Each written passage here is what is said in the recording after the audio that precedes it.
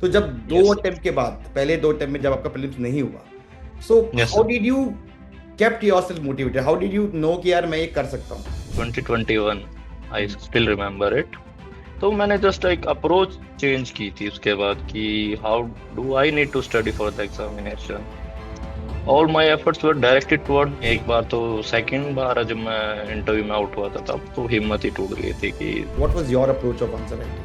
मैं अपने strong point पे खेलता था. आई यूज टू राइट, जैसे आपने बताते थे आप भी, पॉइंट फॉर्मेशन थी जैसे मेरी को काफी शॉर्ट हो गई थी. आपने बताया था कि इतने ये तो बहुत ही ज्यादा शॉर्ट पॉइंट्स लिख रहे हो आप, तो थोड़ा सा एलोबरेट करना चालू किया उस पे. 20 पॉइंट तो एटलीस्ट आते थे, उसके ऊपर भी कई बार तो मैं देखता था, आप भी बताते थे कि 25 से भी ऊपर पॉइंट पहुंच गए हैं तो हम्म। ज्यादा हो रहा है. तो हम्म। आई यूज टू डू दिस. फिर इस अटेम्प्ट में मेंटरशिप का मेरे लिए सबसे इम्पोर्टेंट रोल तो ये रहा कि I got to know about my weaknesses in mains के. जो मेरे आंसर्स थे कुछ इधर जो माइनर मुझे टचअप्स करने थे basically.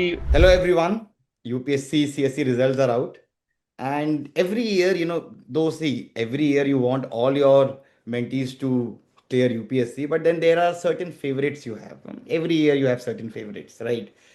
And this year also I had certain favorite people जिनके साथ literally लग रहा था कि यार the kind of work they have put in, they should deserve what they, the kind of efforts they have put in, they should deserve the result. And among that, one candidate was Vikas Kundu, who has scored all India rank of 27. So first of all, Vikas, congratulations. Thank you sir, thank you for such a generous introduction. It's all because of you. आपका जो personal touch था, the personal mentorship that you provided help me immensely.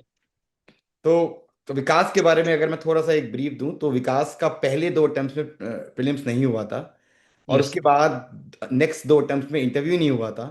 उसके बाद last year ही got IPS, and I can say with all my confidence that despite getting into IPS, Vikas ने इस बार और ज्यादा मेहनत करी. And I have seen that, personally he is from a small village in Jind district in Haryana. तो क्या घर वालों का क्या रिएक्शन रहा है, like how did they react to this result?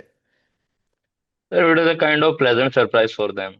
I didn't tell them that I have written this particular attempt. They were thinking that I'm going to attempt the UPSC examination this year, the next attempt, so that one in 2026.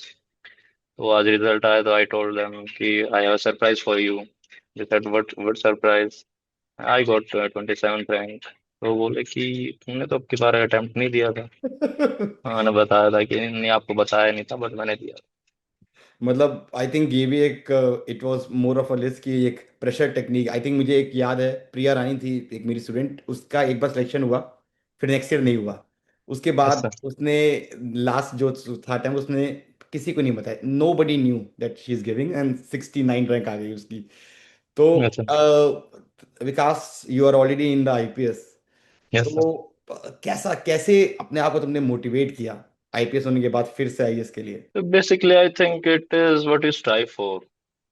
मुझे वही चाहिए था तो I work for it. और मेरा एक simple philosophy होता था पढ़ने के लिए कि इतनी मेहनत करो कि अगर बाई चांस कल को, बाय एनी रीजन, कि आप लिस्ट में अपना नाम भी नहीं देख पाते तो at least you should be proud of yourself कि you fought till last second.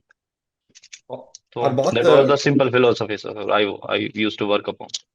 और बहुत इंपॉर्टेंट चीज है कि this was your last attempt. तो yes sir, it was my last. इस बार ये था कि अब या तो देखेंगे, होगा होगा, नहीं तो it was late but. Basically sir वो एक मेरे पास आईपीएस की जॉब थी, that was a stabilising factor for me. But मैंने उसमें कॉम्प्लासेंस से नहीं आने दिया कि मेरे पास ऑलरेडी जॉब है, क्या ही पढ़ने की जरूरत है, I am not writing any test. तो उस चीज को मैंने कॉम्प्लासेंस से नहीं आने दिया. I saw it as my base. ये चीज मेरे को थोड़ा सा एंजाइटी कम कर दी थी, बल्कि ये इसने मुझे थोड़ा सा रूम दिया हाथ पैर खोलने का, even to try even more hard. और बेसिकली मेरा कंक्लूडिंग अटेम्प्ट था तो आई थॉट कि I will give my level best what I could. तो जब पहले दो अटेम्प्ट के बाद आपका प्रीलिम्स नहीं हुआ, एक यस. कहीं ना कहीं एक एक होता है ना, एक इनसिक्योरिटी भी, और एक अपने आप को वो भी आया था कि क्या मैं इस एग्जाम के लिए सूटेबल हूँ? क्योंकि आप एक बार यस सर. मेंस तक आते हो तो आपको एटलीस्ट मालूम होता है कि आप इस लेवल पे हो. बट अगर यस आप सर. प्रीलिम्स में ही बाहर हो जाते हो तो आपको मालूम ही नहीं है कि आप उस लेवल के भी हो, कि आप आईएएस बन सकते हो कि नहीं. तो जब दो यस अटेम्प्ट के बाद, पहले दो अटेम्प्ट में जब आपका प्रीलिम्स नहीं हुआ, so yes how sir. Did you kept your self motivated, how did you know कि यार मैं ये कर सकता हूँ? तो बेसिकली जब सेकंड अटेम्प्ट में मेरा प्री नहीं हुआ तो जीएस का तो उस टाइम भी मैं कंफर्टेबली स्कोर कर रहा था। I was scoring around 108 and 109, मेरी काफी अच्छी एक्यूरेसी थी। That year I failed in CSAT on border line 2021, I hmm. Still remember it. तो मैंने जस्ट एक अप्रोच चेंज की थी उसके बाद कि how do I need to study for the examination. Hmm. All my efforts were directed toward clearing the examination. कि उसमें ये देखना कि be brutally honest with yourself. Hmm. आप देखो कहाँ पे गलती आ रही है तो आ रही है, hmm. Look at it and try to इसको ठीक करने की कोशिश करो। चाहे आप मॉक टेस्ट लगाओ, रिवीजन बढ़ाओ। तो जो फेलियर्स थे that were kind of challenge, but I saw them in a positive light hmm. कि नहीं, I will do it, I will figure it out. Hmm. अच्छा। So that अच्छा। was kind of my strategy to bounce back again after two successive prelims failure. हम्म। नहीं, I think ये बहुत important भी है।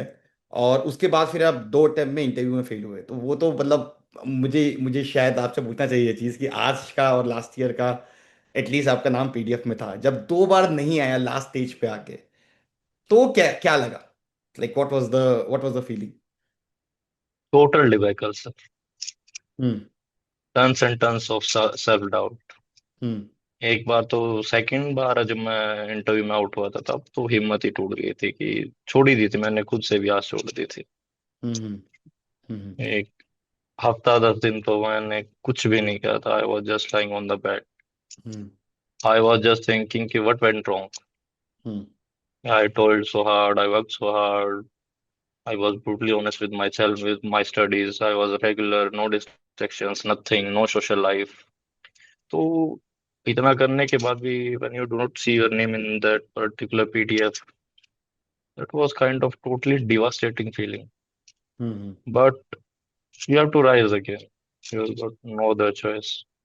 Yes, yes, तो definitely. Yes, तो अच्छा। उसमें मैंने सिर्फ हार्ड हम्म। वर्क, उसमें भी फेलियर होता था, उसमें भी मैं सक्सेसिव अटेम्प्ट में और भी ज्यादा ट्राई करता था। हम्म। अच्छा। अच्छा, एक चीज यस और जो मेरे को आपसे देख पूछनी थी, आप आंसर राइटिंग की अगर हम बात करें, what was your approach of answer writing? Sir. मैंने 2022 और 23 के मेंस का जो मेरा आंसर का जो स्कोर आता था फाइनल उसमें, तो आई सो कि मेरी एक स्ट्रेटजी काम कर रही है कि be to the point hmm. From the introduction itself. Hmm. आप एग्जामिनर को घुमाने की कोशिश करो, एग्जामिनर आपको बहुत ज्यादा घुमा देगा। हम्म। आपके एग्जामिनर को आपके आंसर स्टार्टिंग से ही कैप्टिवेट करेंगे तो he will give you marks. And second thing, go on for enrichment. आपका एक जनरल आंसर इवन आज के टाइम में जीएस में भी आपको कहीं नहीं लेके जाएगा। Hmm. You have to write highly enriched answers, you have to see the copies of your competitors. बच्चे बहुत ही इनोवेटिव चीजें ट्राई कर रहे हैं, कोई फ्लो चार्ट बना रहा है या फिर कोई और कुछ नया करने की कोशिश करता है, tables and all those things. तो मैं अपने स्ट्रॉन्ग पॉइंट पे खेलता था। I use to write highly attacking answers. Even मैं तो ऑप्शनल में भी लिखने लगा था। हम्म। इवन ऑप्शनल में भी 20 मार्क्स का क्वेश्चन आता है, उसमें 4 शीट आती हैं। हम्म। उसमें भी मैं इंट्रोडक्शन में लिखता था तो मुश्किल से 1 या 2 लाइन लिखता था इंट्रो की, एक जस्ट अ बैकग्राउंड की। वैसे बोलते हैं हम्म। कि ऑप्शनल में you can write background in 20 markers, you have to since you have to fill the 4 sheets. Hmm. But optional में भी फिर मैंने यही चालू कर दिया था क्योंकि it was working for me in the GS. In first hmm. Mains I got 425, in hmm. Second mains I got 420, in third mains I got 433। अब हम्म। की बार वाले में देखते हैं क्या स्कोर आएगा, but that strategy was working for me कि you write highly attacking answers. और नहीं, उसके एक। बाद उसमें आप एनरिचमेंट करो, एग्जांपल्स हो गए, डेटा हो गया, या फिर जहाँ पे फ्लो चार्ट्स, या फ्लो चार्ट तो चलो मेरा हैंड राइटिंग का फॉन्ट बड़ा था, आपने भी पता, मैंने आपको भी शेयर की थी ये बात। आपने बोला था कि अगर नहीं हो पा रहा आपके हैंड राइटिंग पे तो do not go for it. तो वही मैंने एनरिचमेंट पे ज्यादा फोकस किया था। जैसे आपने बताते थे आप भी, पॉइंट फॉर्मेशन थी जैसे मेरी को काफी शॉर्ट हो गई थी, आपने बताया था कि इतने ये तो बहुत ही ज्यादा शॉर्ट पॉइंट्स लिख रहे हो आप। तो थोड़ा सा हम्म एलोबरेट करना चालू किया उस पे। हम्म। एंड कंक्लूजन्स वगैरह हो गए, उनमें बेस्ट प्रैक्टिसेस लिखना, केस स्टडीज लिखना। तो I use to do all these things. एक चीज मैं ऐड करूंगा इसमें, क्योंकि मैंने तुम्हारी कॉपीज बहुत सारी देखी हैं और बहुत डिटेल में देखी हैं, कि एक चीज यस अच्छी सर। बात है, और ये चीज मैंने और भी लोगों को बताई थी, कि आपके आंसर्स में डायग्राम बहुत नहीं थे। और क्योंकि नहीं थे आपका सर। जो स्ट्रेंथ था वो था नंबर ऑफ पॉइंट्स, जो नंबर आप ऑफ पॉइंट। बहुत, हाँ, जो आप बहुत सारे लिखते थे, मुझे याद है। और ये जो एग्जैक्टली। आपने बोली वो चीज कि ultimately straight to the point भाई, अगर आप कंफर्टेबल नहीं हो डायग्राम बनाने में, तो उस चक्कर में क्यों आप अपने नंबर ऑफ पॉइंट्स कम करोगे। तो this was a yes very sir. Good strategy, I think, that you have followed. I right. Use to play on my strength sir. आपने भी बोला था कि आप अपने स्टेप्स पे प्ले करो, और मेरे जनरली होता था 10 मार्कर में एटलीस्ट 15 पॉइंट्स आ जाते थे। 20 मार्कर 15 मार्कर में I was writing around 20 point तो एटलीस्ट आते थे। उसके ऊपर भी कई बार तो मैं देखता था, आप भी बताते थे कि 25 से भी ऊपर पॉइंट पहुंच गए हैं, तो हम्म ज्यादा हो रहा है। तो हम्म आई यूज टू डू दिस। तो मैं हम्म ये मेरा स्ट्रॉन्ग पॉइंट मानता था, तो I use to focus on it कि हाँ अच्छा लिखना है, काफी पॉइंट लिखने हैं। उसमें भी आपको सेग्रीगेट करने आपने ही बताई थी स्ट्रेटजी कि राइट इंपॉर्टेंट पॉइंट फर्स्ट, और जो हम्म थोड़े से जनरल काइंड के हैं उनको आप थोड़ा सा, जब आपके पॉइंट्स खत्म होने लगे वहां पे लिखो।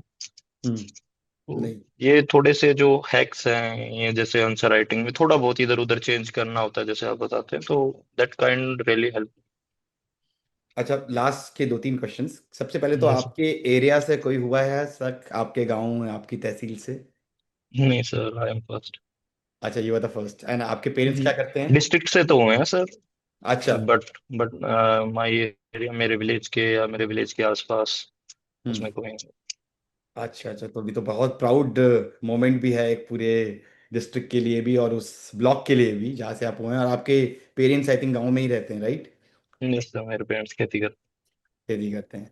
तो एक बहुत बड़ा, एक जो लोग देख रहे हैं वो भी लोग भी, जिनको लगता है कि आप मेट्रो सिटीज़ में हो और एक प्रोफेशनल फैमिली से हो, तो ही आप हो सकता है। I think your story is very inspiring, that you come from a family जो रूरल बैकग्राउंड से हैं, एग्रीकल्चर से हैं। डिस्पाइट दैट आपने एक सपना देखा और उसको पूरा किया। तो अब भी लगभग 2.5 महीने बचे हैं प्रीलिम्स के लिए, और आई थिंक आपने हैं। भी यस सर। 6 बार प्रीलिम्स दिया है, और आपने भी हर बार, हर एक पैटर्न में, 23 में एक अलग पैटर्न था, जी सर। वो भी आपने क्लियर किया।